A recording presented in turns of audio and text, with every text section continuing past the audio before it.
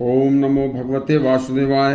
आज के प्रसंग में भगवान श्री राम ने रावण से मरते वक्त समस्त शास्त्रों का ज्ञान व उनका उपदेश क्यों सुना था।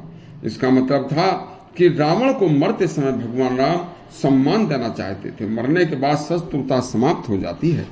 मरते समय रावण ने श्री राम को समस्त शास्त्रों का सार बताया था। यह शास्त्रों का सार जिसने नहीं सुना वह पछताना योग्य है।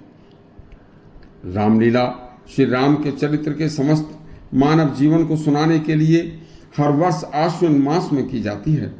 इस समस्त लीला व सारे वेद पुराणों का सार मरते समय रावण ने श्री राम को सुनाया था, जो कि दुर्लभ श्रेणी का है। सुनिए, श्री राम ने युद्ध के मैदान में पड़े रावण से उनके पैरों की तरफ बैठकर कहा कि हे ब्राह्मण, जीवात्मा क्या है, धर्म क्या है।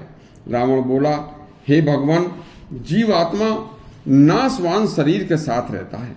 जीव जब मृत्यु लोक में जन्म लेकर यहाँ प्रकृति के वैभव में रुचि लेने लगता है, तब मनुष्य के मन में तमोगुण, रजोगुण और सतोगुण का जन्म होता है।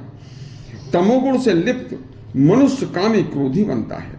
इसलिए बुद्धिमान मनुष्य के लिए यह त्याज्य है। दूसरे रजोगुण से लिप्त मनुष्य में कैसे भी अनाप शनाप पाप व अन्यायपूर्ण तरीके से धन कमाने, धन को इकट्ठा करने की चेष्टा जागृत होती है।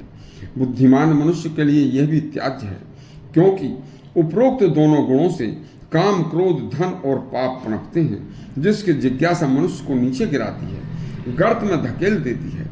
मैं भी इन्हीं दोनों गुणों का शिकार था। तीसरा गुण सद्गुण है।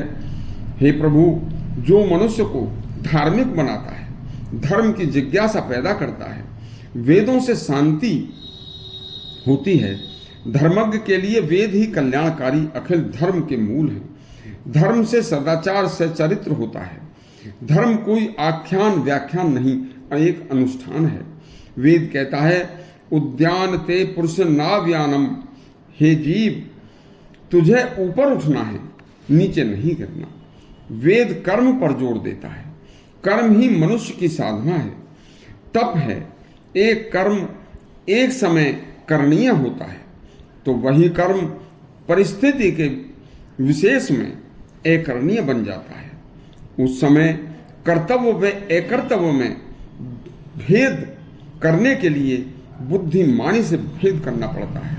यदि आप निर्णय नहीं ले सकते तो किसी ज्ञानी, विद्वान, धर्मज्ञ ब्राह्मण के पास जाओ, और वह धर्मात्मा ज्ञानी ब्राह्मण जो आपको बताए सो करो। देखिए, एक कर्म मनुष्य के संस्कार बना देता है, एक कर्म वासनाओं में डूबे देता है, एक कर्म भगवत कृपा के बिना संस्कारों को नष्ट करके ठोकने लगाता है। यह कर्म का चक्कर है। हे प्रभु श्री राम, यह अति जटिल चक्र है। इस कर्म जाल में फंसकर जीव कभी ऊपर उठकर सुख भोगता है, तो कभी नीचे गिरकर दुख भोगता है। कभी राजा बनता है, तो कभी रंक की स्थिति में पहुंच जाता है। कर्म के ही कारण जीव कभी देव योनि को प्राप्त करता है, तो कभी पशु योनि में जाता है, कभी जंगली जीव योनि में जाता है, तो कभी ब्राह्मण शूद्र योनि को प्राप्त करता है। कभी बलवान बनता है, तो कभी निर्बल बनता है। इन्हीं कर्मों के कारण जीव बार बार जन्म और मरण के चक्कर में घूमता रहता है, तथा इन्हीं कर्मों के कारण ही अनेक लोगों को देखता है तथा अनेक प्रकार के शरीर धारण करता है। हे राम, शमशान में जिस मृत्यु के हम दर्शन करने जाते हैं, वह मृत्यु दर्शन तो केवल शरीर की मृत्यु है। जीव प्राण मन बुद्धि के साथ तो दूसरे शरीर में प्रविष्ट कर गया।